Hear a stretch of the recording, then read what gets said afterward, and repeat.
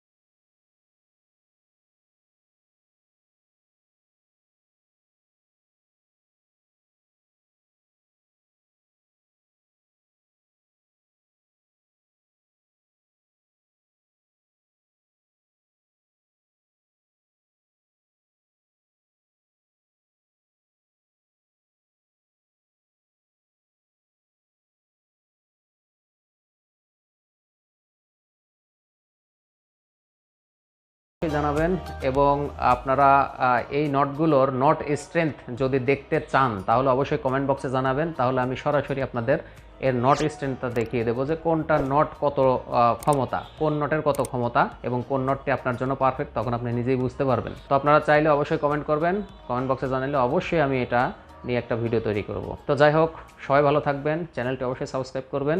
আল্লাহ হাফেজ।